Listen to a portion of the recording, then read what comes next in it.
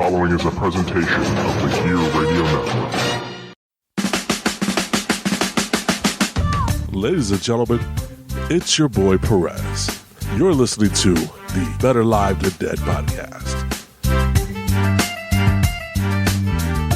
And with that, we welcome you to Better Live Than Dead, BLTD, the podcast, episode number 147. 147. I dig it. I'm a big fan of it. I'm Ryan Wolfe at Wolfe BLTD, joined on the IndyCar Media Hotline by the man himself, Mr. Perez at MRLG Perez on Twitter. Luis, how you doing, man? Hey, man, I am not bad. Can't complain.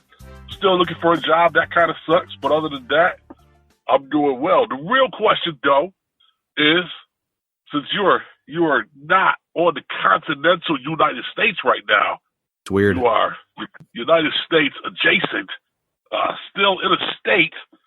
Question is, how are you? How's your wife? And how are you guys liking Hawaii? Well, first off, I've learned as soon as we've gotten to Hawaii that there's a movement in Hawaii that they're upset about the United States. Apparently, I have to do some more research into it, but the cliff notes essentially are: we drive around, we see a lot of upside down or inverted. What upside down would be the correct word? Hawaiian state flags, and they're unhappy with it. They say that the U.S. Illegally occupied Hawaii and made it a state, whatever, and now that they are. Now they want to be absconded from any potential federal or state laws or anything like that. Essentially, they want to govern themselves. If anyone else out there knows about this, or knows more, please let me know, because I might be given the wrong type of cliff notes, but that's at least what I saw in a quick search. Read a couple news articles, all that stuff. But I'm overlooking right now the Mahaka Valley, I believe is what it is, in Oahu. It is beautiful right now. There's some low cloud cover. It's been raining on and off most of the day, but it still is pretty beautiful even when it's raining. I mean, it's still in the upper 80s. It's humid. It's been incredible though. I mean, both my wife and myself are loving it out here. I know people are probably sick of hearing me talk about it, but I haven't talked much about it leading up to this because really it's why talk about something if it hasn't happened or if it isn't happening. So now that it's happening, I'm enjoying it. I'm living it up. We did I did a quick 15 minute Trusted podcast sitting on the lanai here, which is we're 12 stories up. So that was terrifying. That's over at betterliveanddead.com. But aside from that, we are just hanging out, enjoying it. I have my fair share of sunburn. I will be the first to admit that I had sunglasses on and ended up getting a nice little sunglass tan on my face, but it's covered up by my glasses, so I guess it works out. But I got burned real bad, and I'm just kind of living through it right now. But hey, I can't complain. We've got the rest of the week in Hawaii. We come home, we leave Saturday night, we'll be home Sunday morning. So it's been incredible. We've done a lot so far, and we've got more to do. But looking forward to it. It's been a wonderful experience so far. Yeah, man. That picture you sent me of the low cloud cover, man. It was still absolutely beautiful. I've never really had an urge to visit Hawaii. But I was telling my wife, some of the pictures that Ryan has been sharing, it looks beautiful. Maybe we should consider checking it out. It's wild. Go ahead. Oh, what were you saying? I'm sorry, Liz.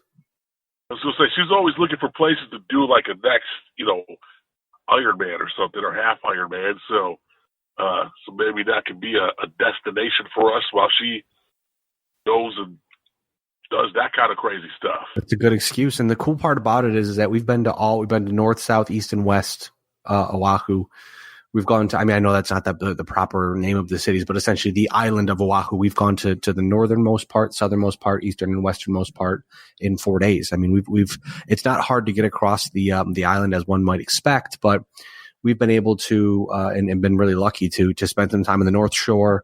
We've spent a lot of time in Lanai. We've spent some time in Honolulu. We drove through, I believe it was Cocoa Head yesterday. We ended up near, I believe it was Sherwood Beach yesterday, down by, I think it's Bellows Air Force Base or Air Force, whatever, the barracks. Okay. So we've had the chance to go all over the place, and it's incredible just to drive around and see how life is in Hawaii, how life is in Oahu. Right. And it's It's pretty cool. I mean, it's been a wonderful time so far. We went to a luau last night. First time I've ever done that. That was incredible. The food is great. Very cool. The drinks were great. The atmosphere, the experience was great. It was it was a great time. Fantastic. Good, man. The one thing I want to point out is that today I gained a newfound respect for my wife for one specific reason. Now, this morning we decided to go to Diamond Head and go on a hike to the top of the Diamond Head crater, which is one of the more popular things to do on this island. So this morning, and this is just from AccuWeather. I didn't take the temperature or anything at the time, but they're saying this morning it was roughly 86, felt like 92, 74% humidity. So we're hauling ass up this mountain or this crater, whatever. It's 1.6 miles round trip. It's considered a moderate difficulty. You gain 560 feet of elevation. And we get about 3/4 of the way up and she just throws up, like just water, because she's just completely burnt. And I was at the point to where I'm like, I need to take a break. I'm about to pass out. That's kind of how I felt. And then I said to her, I was like, we can head back if you're not feeling well. She goes, no, we're getting to the top. We got this far already. We're going to the top. Damn, man, that's awesome. It was wild. I was like, oh, okay, let's do this. And then we got to the top and got a nice look of overlook of the city, of the coastline, of the ocean. It was awesome. I mean, everywhere you go, there's a great view. Yeah, a lot of people probably would have wanted to. Yeah, you're right. Let's go back. Yeah, I was just like, I'm not sure if you're doing okay. She's like, nope. We've gotten this far. We're gonna finish this. I said, okay, fine. Yeah, I appreciate you. My fat butt probably would have been like, yeah, let's turn around. I mean, I guess the good part is that at the end of our hike, we bought Dole Whip, which Dole Whip is incredible.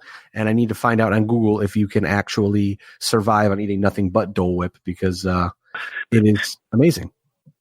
Okay. We went to the Dole Plantation one of the first days, and we literally didn't. They're like, you can go on a tour, you can go to this, and that. We're just like, we want Dole Whip, and we're leaving. And that's exactly what we did. It was fantastic. Oh, that's hilarious. But so, speaking, quick question for you. Sure. Real quick question for you. So is your face sunburned also? My face is sunburned. My arms are sunburned. Except for your eye. My eyes aren't. What? I'm confused. What's up? So you got like that Donald Trump look going on right now. Kind of, yeah. But my glasses go over it, so you can't really tell unless I take my glasses off. But yeah, I've got that spray tan look going on for sure. You can't blame those smart lights, those energy efficient lights there. No, I can blame being closer to the equator than Buffalo, New York. I mean, it's or Batavia, New York. It's the weirdest part too is that, and I presume it's just because of the location, but the sun goes down at like 6:30 ish, roughly. And when the sun goes down, it goes down quick and it gets dark very fast. So last night it's 8:30, and it looked like it was like 1 or 2 o'clock in the morning. It was that dark. And when the sun comes up, it's like a light switch. It's dark, and the sun rises, and the sun is up in the sky. It is bright. It is hot. It is beautiful, and it makes for an easy get up in the morning. I mean, not to mention that I'm still on East Coast time somewhat. So we're going to bed at 7:30 o'clock or 7:30 at night, and waking up at 4 or 5 o'clock in the morning. So it's been a challenge, but I'm living it up, enjoying it, cruising around, getting our money's worth, and having a great time. Because you guys are what, 6 hours behind us? 6 hours right now. My computer says it is 10:02 p.m. Eastern time. My phone says 4:02 p.m. Eastern time. So I've been watching Monday Night Football that started about 2:45 in the afternoon. It's great. Funny. Like on Sunday, we watched the Bills game, and I woke up at about 6:30. I actually woke up that morning at 3 a.m. because I was still a little jet lagged. And I turned on Fubo on my phone and watched NFL Game Day Morning at 3 a.m. and was like, oh yeah, I forgot it's 9 o'clock in the morning at home. Normally on Sundays, I'm up cleaning the house, running around during Game Day Morning. But no, this time I was sleeping in bed, which again, I'm not mad about it. That's for sure. No doubt. It's nice to watch football on a Sunday and have it be done by 10:30 in the morning. I mean, the Bills didn't play great, as we talked about on Trust the Podcast. You can go check it out if you want to get my thoughts exclusively on how I felt the Bills played against the Cincinnati Bengals, that would be Trust the Podcast episode number 47, which you can get on Google Play, Apple Podcasts, Spotify, Spreaker, YouTube, BetterLiveThanDead.com, whichever place you may frequent, whichever podcast listening program you like. Listen, it's not long. It's good. And I kind of hit on some points here before the Bills take on the Patriots next week. But that's neither here nor there, Lewis, because we're not talking specifically about the Bills. We're talking about the National Football League. It is, I failed to mention at the top, not only is it episode 147, but this is the NFL Week 3 cast. We're talking football again for the third straight week, trying to make this a thing. We just keep pushing, having a good time. It's crazy to think that we're already in week 3. It's nuts. It is absolutely nuts to think.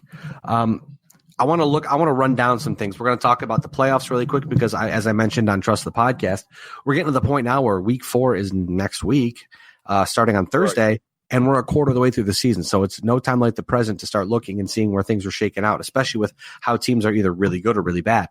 So first off, running down, you've had the Jaguars beat the Titans, the Bills beat the Bengals, the Cowboys moved to 3-0, easily handling the Dolphins, despite the fact that they sputtered out of the gate, only led 10-6 at the half, but were able to turn it up and score 21 unanswered points in the third and fourth quarter. You've got the Green Bay Packers 27-26 over the Broncos. Packers are 3-0. Browns are 0-3. Joe Flacco apparently no longer elite. You've got the Colts passing the Falcons 27-24. You've got the Chiefs in a thriller over the Baltimore Ravens 33-28. Pat Mahomes continues to be fantastic, which we'll talk about in a couple minutes. The Vikings put away the Raiders 34-14. Vikings moved to 2-1. The Patriots handled the Jets 30-14. The Patriots, have yet to allow an offensive touchdown this season. That's unreal. And the Patriots look to be on their way to 16-0. But, if I just continue to say it, it's like a no-hitter. You keep saying they'll go 16-0, they'll go 16-0, they'll never lose, and maybe they will. The Lions pull out a big one against the Eagles. They are undefeated. They're 2-0-1. It's a 27-24 victory there. Kyle Allen throws 4 touchdowns against the Arizona Cardinals. Panthers are now 1-2. It was a 38-20 victory. The Giants, Lewis, in what might have been one of the games of the week, if not the game of the week, they come back late. Daniel Jones in his National Football League starting debut, because he played before, but in his actual starting debut or first NFL start, however you want to say it, don't judge me. 32-31 victory over the Buccaneers. He had 4 touchdowns in the game, rushing, and I think 2 rushing, 2 passing, if I'm not mistaken. The Texans beat the Chargers 27-20. Deshaun Watson goes off again. You have the 49ers edging the Steelers 24-20. The Steelers are now 0-3, which is a beautiful thing. It's unreal to see that. You've got the Saints in what might have been the shocker of the week, edging the Seahawks, where Russell Wilson threw for 50 times, Lewis. 406 yards, 2 touchdowns was not enough. The Saints win their first game without Drew Brees this season, who's missing due to thumb surgery, as we talked about last week. And the Rams moved to 3-0, edging the Browns 20-13 with I don't know what I was going to say there, but the Rams moved to 3-0, and that's awesome for the Rams. Not so awesome for the Browns. Lewis, anything on Thursday here? On Thursday, anything on the week during week 3? Let's try that again. Anything during week 3 that stood out to you? Well, honestly, I think the Giants got lucky. That the new kid looked good. I'll give him that. It'll be interesting to see what they do going forward. But if the kicker hadn't missed it right, the Giants would probably be 0-3 also. That's a different podcast. Yeah. That's BLTD After Dark, okay? That's right. Completely said that wrong. That was a good indicator of how bad the Bengals are going to be this year. The Bills, they looked terrible for the most part of that game. They looked good. They looked good. to start off with. But then again, it's almost like they get too comfortable, and then when they need to turn it back on, they can't. And that's dangerous because they take off, Josh Allen, I think, he was 2 for 6 for like 3 yards in the third quarter. That can't happen. No, I don't think, looking real quick, looking forward to the next week, I don't think the Bills are going to beat the Pats. As we mentioned on Trust the Podcast last week, and then I've mentioned it in the preseason cast, you always just chalk up 2 losses to the Patriots, and if you win, maybe there's a surprise there. The Patriots could be without Julian Edelman. Obviously, they no longer have Antonio Brown, who they cut. At this point, anything is possible, but probably New England winning that game is correct. No, I can see the Bills probably winning like 9 games this year.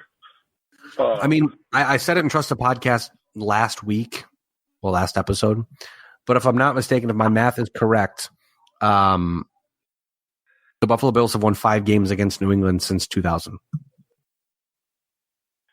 Yeah, that's not a good record. It's like 5-33 or something like that.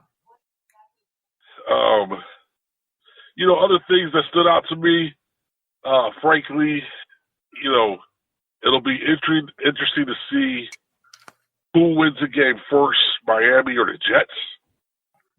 I think they're going to be both possible 0-16 contenders.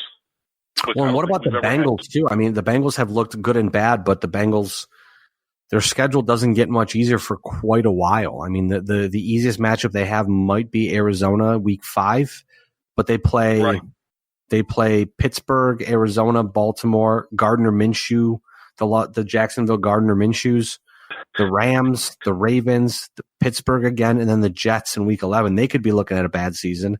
You mentioned the Jets. Absolutely. You mentioned the Jets and the Dolphins. I think once Darnold comes back, they might be a little better. But the Dolphins play the Chargers. Maybe they have a chance against Washington, Buffalo, Pittsburgh. They play the Jets, Indianapolis. They play Buffalo again, Cleveland, Philadelphia, the Jets, the Giants, Cincinnati. That's probably that 3-game stretch. That's probably where they'll win a couple games, maybe, or win 1 game. And then you have New England at the end. So again, it's not looking good for them. And then if you look at the Jets, like you mentioned, let me pop the Jets up real fast. The Jets, it doesn't get much easier. They're off this week. They play Philadelphia, Dallas, New England. They could be looking at 0-6 easily right there because Philadelphia is decent. Dallas is very good. New England's very good. There's a potential that, even if they lose to Jacksonville, there's a potential they could be 1-7 or 0-8 heading into week 9. Actually be, what it would be, 3, 4, 5, 6, 7. They could be 0-7 or 1-6 heading into week 9 against the Dolphins, and I could see it potentially happening. Yeah, no, absolutely. And one of the biggest surprises to me so far is the 49ers being 3-0. Kyle Shanahan's running a good ship down there. He's running he's got a real good thing going down there or over there in San Francisco. But again, it's one of those things where you look at, like, we look, for instance, at teams that are really good right now, right? So you've got the Bears, who are likely going to win tonight. I think it's what, 20. Last time I checked, it was like 28-3. 28-3. Yeah, Washington is terrible. So you've got them at 2-1. But they have the hardest remaining schedule. Mike Clay, at Mike Clay NFL on Twitter, tweeted out today. The Bears, in order 1 to 5, hardest remaining schedules: Bears, Buccaneers, Cowboys, Broncos, and Panthers. Now, Lewis, there's one team name in there that I'm going to ask you about. The Dallas Cowboys. Now, granted, the Dallas Cowboys have done what good teams need to do. Good teams need to beat up on bad teams. Dallas beat up on the Giants, the Washington, and the Dolphins. So they're 3-0. Very simple. They looked great. Dak Prescott has looked unstoppable. Ezekiel Elliott's looked fantastic. Amari Cooper been tough to beat. Excuse me. But now you're looking at a stretch of 4 games where Dallas plays in New Orleans, against Green Bay, in New York against the Jets in the Meadowlands, and then home against Philadelphia. So there's a potential they could have a couple hiccups, but they've looked for real. No, they have looked for real. If they're going to have a hiccup, I'm going to say it's going to be against the Packers. I think they'll handle the Saints. I think it's going to be a good game. I think it's going to be a close game, but I think they're going to beat the Saints. The Packers are looking really dangerous right now. Yeah. So there might be a hiccup there. The nice thing about the Packers, too, to jump in real fast, the nice thing about the Packers is that they're not asking Aaron Rodgers to do everything. It's do what you need to do. The defense does their job. The running game does its job. It's fantastic to watch because for forever it feels like Mike McCarthy was like, Aaron Rodgers, you're the best player on our team. You're going to do the job, and that's that. So it's good to see him. It's good to see him kind of delegate or have them delegate a little, and it's paid dividends because that team has been very good. Right. No, I agree. I'm not concerned about the Jets. They're going to handle the Jets. And then they face off against division rivals, Eagles, and then the Giants. So, they can start easily 8-1, I would say. Absolutely. I'm not concerned about the Lions, the Vikings. That'll be a very good game. I picked the Vikings to make it to the Super Bowl against the Chiefs this year. So, if the Vikings lose to the Cowboys, I might have to reconsider my picks. But I think that'll be a good game. And then in what could be the Lions have been surprisingly good this year, but I don't think they're going to beat the Cowboys. And then what could possibly be a Super Bowl preview, Cowboys versus the Patriots. Yeah, or there's the Cowboys, Patriots, and you also have Patriots, Chiefs. There's a lot of good games coming up. There is, absolutely. And then, after the Patriots, we have the Bills.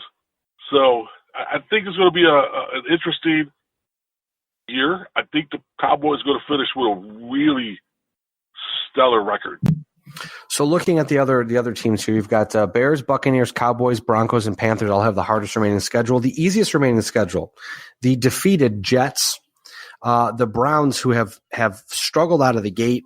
Freddie Kitchens has taken a lot of that on the chin and said, hey, I'm not doing a great job, which is expected. I mean, he's a brand new head coach. You expect the Browns to come out with all that talent and be very good, but the offense looks very slow, kind of getting in their own way. You've got the Steelers, who are 0-3. But they have Mason Rudolph under center, so you're not really sure how that's going to work out. The Buffalo Bills, who are 3-0, have the fourth easiest remaining schedule, and then the defeated 0-3 Dolphins also have the fifth easiest schedule here. And it says here, Mike Clay points out that the remaining strength of schedule includes all 13 games, not just a 3-game sample that people would pick out to argue rankings. It is the rest of the season. So, with that being said, Lewis, looking at the NFL standings right now in the AFC. And again, this is too early, but I don't care. The Kansas City Chiefs right now, 3-0, are the number one seed in the AFC. The Buffalo Bills are the second seed due to a tiebreaker with the New England Patriots, where the Buffalo Bills, because a tiebreaker goes head-to-head, which they haven't played head-to-head. Best win-loss tie percentage games played within the division. They're both undefeated in the division. So it goes to best win-loss tied percentage in common games, which would be Buffalo is 1-0. New England has not played a common game yet. So that's why Buffalo gets the East right now. The 4 seed is, 3 seed is Houston at 2-1. The 4 seed is Baltimore 2-1. 5th seed New England at 3-0. 6th seed is Indianapolis at 2-1. Over in the NFC, you've got Green Bay 3-0, the 1 seed.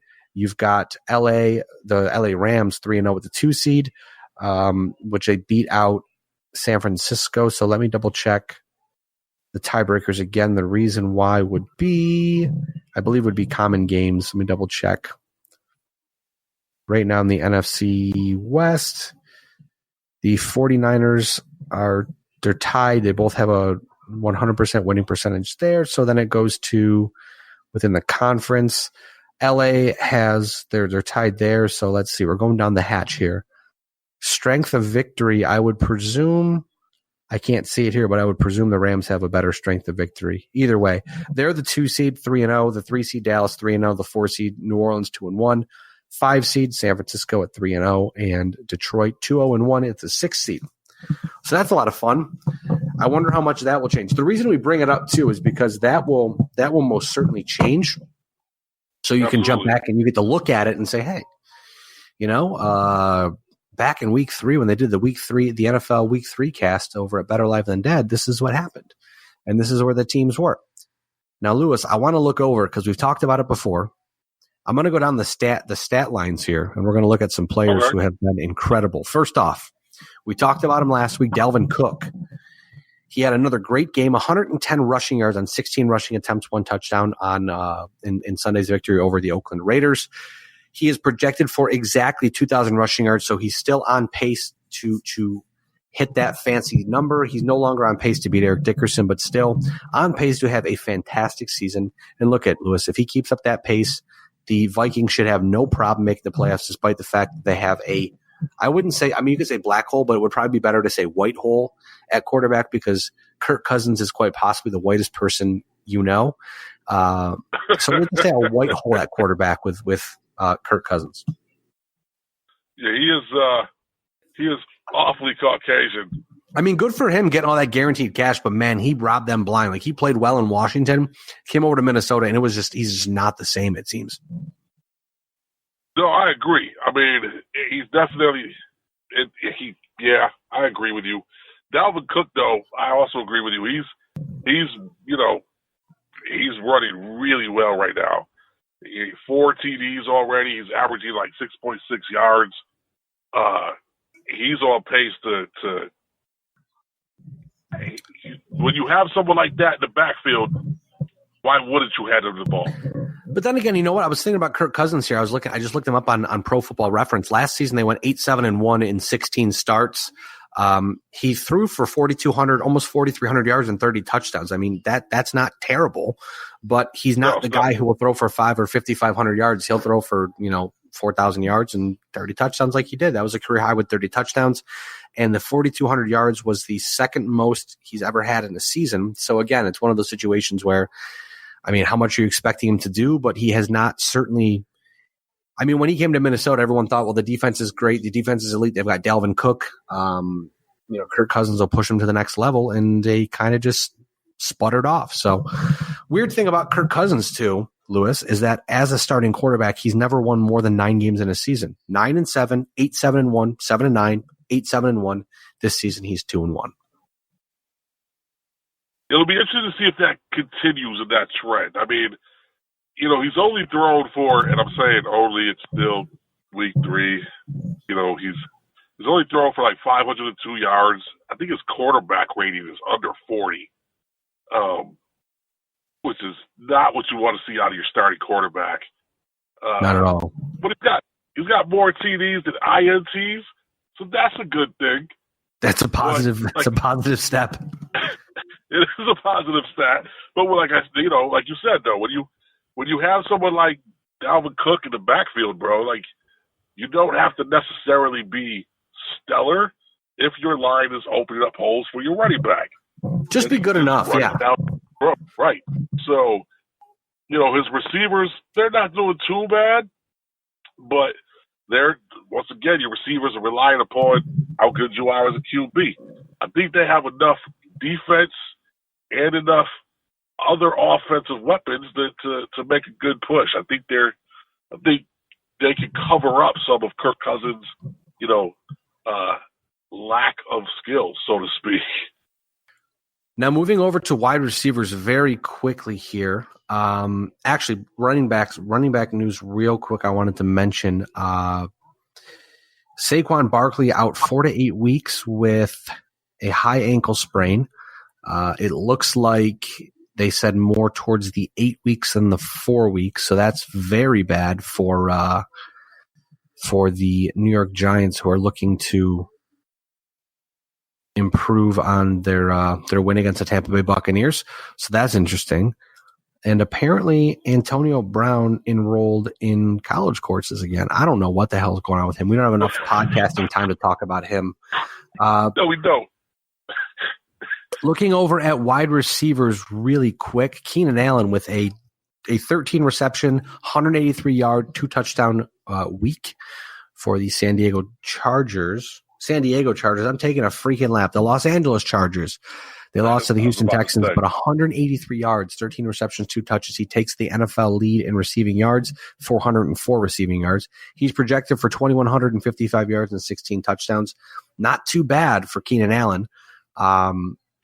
looking over defensively. He's averaging 13.9 yards a reception, bro. That's really good. Shaquille Barrett, despite the fact that his Tampa Bay Buccaneers lost, he recorded 4 sacks, 6 tackles, and 2 forced fumbles. This season, he's up to 8 sacks on the season. That projects for 42.7 sacks, so we'll say 43 sacks. Now, the fun stat about that, pointed out by Jenna Lane over on ESPN, I believe is how you pronounce her last name. Only one other player in NFL history accomplished Shaq Barrett's feats of 8 sacks in the first 3 games, Mark Gastineau in 1984. So that's pretty damn good company right there. That is pretty good company. Now, Lewis. 1984? Jeez. Before we wrap up the podcast, there's one man we have not yet talked about. Do you know who that is? You talking about the dude with the mustache? We could talk about Gardner Minshew. I'm talking about, though, future Hall of Famer, Patrick Mahomes. Patrick Mahomes? Another incredible week. 73% completion percentage, 374 yards and 3 touchdowns, and a very big 33-28 victory over the Baltimore Ravens. Lewis, Mahomes through 3 games, still on pace to shatter NFL records. He's on pace right now. He has 1,195 passing yards and 10 touchdowns, no picks. He's on pace for 6,373 yards, 53 touchdowns, and no interceptions. Now, if you were to ask me and say, bet some money on which one will change, I'd probably say he's going to throw a few picks. But the yards and the touchdowns, I'll tell you what, he'll probably get damn close to those numbers because Patrick Mahomes this season has been unreal. I mean, in 3 games, he completed 75.8% of his passes against Jacksonville, 68.2% against Oakland, 73% against Baltimore. He had 3, 4, and 3 touchdowns respectively. He threw for 378, 443, and 374 yards respectively, weeks 1 through 3. He is an incredible talent, and Kansas City has, I may want to say, the best quarterback in the National Football League right now. You know, here's the crazy part about that is he's shown some very troubling tendencies to be inconsistent. His QBR is only like 89.6, and I'm saying only just because there are a couple quarterbacks that have higher QBRs. But if he becomes even more accurate, it's going to be completely frightening. He has a tendency to throw what looks to be like stupid passes that kind of work out for him. Passes, yeah, the no-look passes or those little flare passes where it's like, I'm going to take a shot, but the thing is that you say to yourself, that looks bad, but he's still completing like 25% of his passes. Right. And then, those across-the-body passes. So he's a risk-taker, but those risks have been working, and frankly, he looks incredible. Well, it's one of those things too, where you saw the game against Baltimore a couple days ago, where you saw both Pat Mahomes and Lamar Jackson do the same thing, where you throw across the body, make those crazy passes attempts. And they were, I don't remember who said it on Twitter, but they said, you can't have those attempts happen. But the thing is that instead of it being, a 50-50 ball, it's less than that, and you're taking a big risk. But because you're so talented and you have the arm and you have the accuracy, those tend to work out more often than not. Yeah, it's going to be fun watching this guy if he can stay healthy. He's only 24 years old, so it's going to be a lot of fun watching this guy. Absolutely. Just to see what kind of records he's going to be able to shatter. And right now, if they could keep him with some playmakers, it looks like he's going to shatter a lot of records. Absolutely. Hey, I want to talk about Gardner Minshew now because you did remind me of a story. He makes me want to shave my goatee to a mustache and a soul patch. I might do it because I don't know if he has a name of his bandwagon, but I'm on the bandwagon, man. Not only did he throw 20 for 30, 204 yards on Thursday night against Tennessee in a 20-7 victory, 2 touchdowns, no picks, a quarterback rating of 108.2. But we hear the story from Pardon My Take, which, again, the official Better Live Than Dead status or stature or thought process is that Barstool Sports is garbage, but this story is too hard to pass up. Gardner Minshew mentioned a few days ago on Pardon My Take. It says, and this is from Jacksonville.com. They dictate the story, so I'll just read what they say here. With two senior quarterbacks ahead of him during his first season at East Carolina in 2016, Minshew planned on redshirting the season. However, one of the quarterbacks ahead of him was switched to running back and the other was knocked out of a Week 4 game with a concussion. That forced Minshew into action for a half, making his redshirt objective no longer an opinion. Minshew knew gaining a medical redshirt was the only way he would preserve his 3 years of eligibility.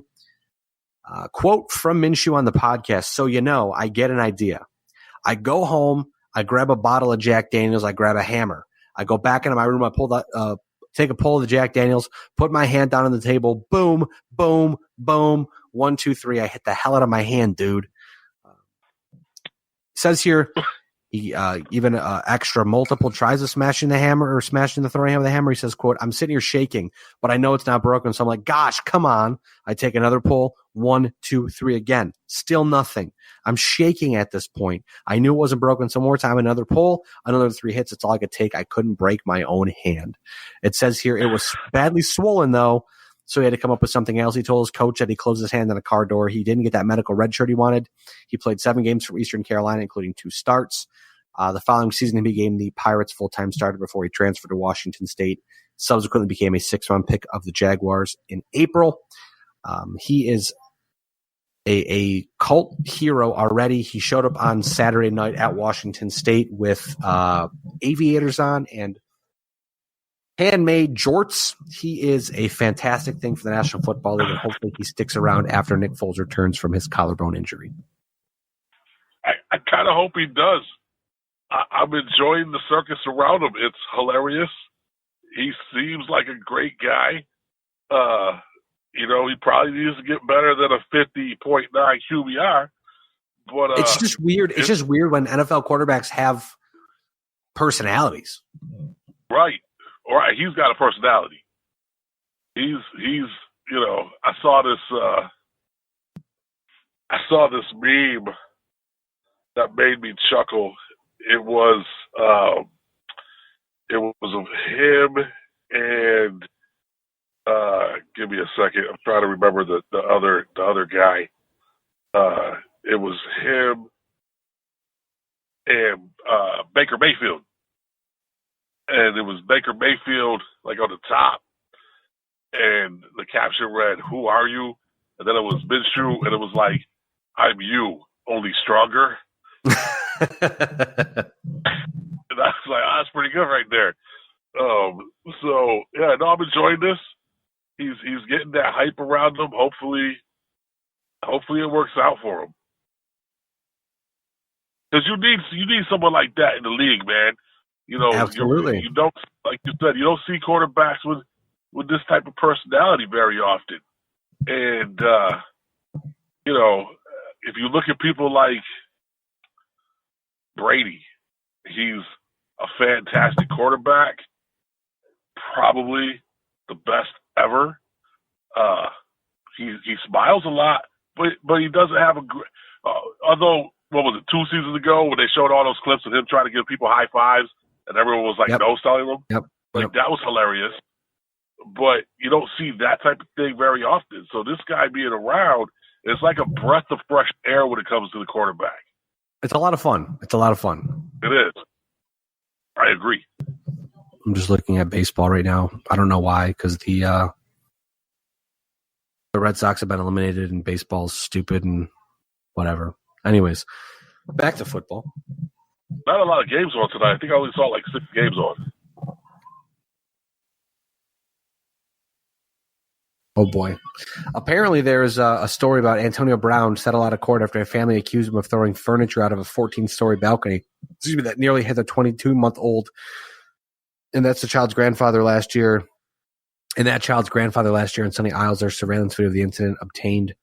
So apparently Antonio Brown is coming. Turns out that he's a really bad dude, but somehow Pittsburgh was able to keep it under wraps for so long. I don't know.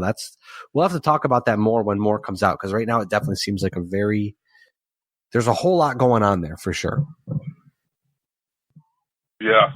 Yeah, there's a whole lot going on.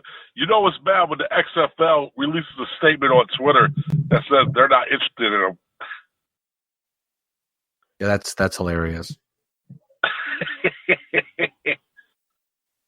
That's a shot. Well, hey, this podcast has been good. I know it's about 10:33 Eastern time. It's 4:33 Hawaiian time. I think I'm going to go get some Hey, you food. said you had a story you wanted to share. Did you get to share it? Which story? Yeah, I think it was. Yeah, the story about my wife vomiting on the walkway. Was it? Okay, cool. I think so. Tell your wife she's a trooper. Lewis says you're a trooper. Babe, yeah. Lewis says you're a trooper. Oh, okay. She says, oh, hey. Thank you. You're welcome. I guess the one thing about Hawaii that caught us was that plastic bags are banned here. So to buy a bag, you have to pay 15 cents, a 15-cent bag tax. And you get paper bags, or you get like we got these really nice bags from Target. They made one that looks like the bag that says thank you on it, but this one says mahalo. It's really cool. I'll send you a picture of it after the podcast. But nice. Yeah, it's really cool. Like, Hawaii is a great place. I would suggest going if you ever get the chance and enjoy it. It's beautiful. All right, man. I might have to do that. I don't know about that 10 hours on an airplane, but just take some Benadryl. You'll be all right. Yeah, right. Seriously. But with that being said, let's wrap this podcast up. I'm going to go get some food. I'm going to let you go to bed or whatever it is you're doing this evening on a Monday night. I'll finish watching football. And we'll catch up sometime very soon. This has been the episode 147, correct? Yes. 147 of the Better Live Than Dead podcast. I am Ryan Wolfe at Wolfe BLTD. And Mr. Perez, Luis Perez at MRLG Perez, joined me on the IndyCar Media Hotline. He is at MRLG Perez on Twitter. And as always, my friends, we are Better Live Than Dead. You're not. Doesn't matter if we are in Western New York, if we are on the moon, if we're in Hawaii. Don't get it. We're worldwide. We are bad, my friends. We are worldwide. Like that fucking guy Pitbull. I couldn't remember his name. Yeah, like that dude. Yeah, whatever the fuck that bald-headed idiot's name is. Anyways, we appreciate you tuning in. We'll catch you sometime very soon. Peace. The preceding presentation has been brought to you by the Gear Network. Ladies and gentlemen, it's your boy Perez. Project Transformation is not just about my weight loss, but it's also about the people who are supporting me in my weight loss and your journeys. And frankly, it's not going to be just about my weight loss journey. Throughout this, I want to highlight people in the community that are making changes and transforming the community themselves. So it's not going to be just my transformation, but it's the community's transformation. I'm inviting you to walk with me only on the Gear Radio Network.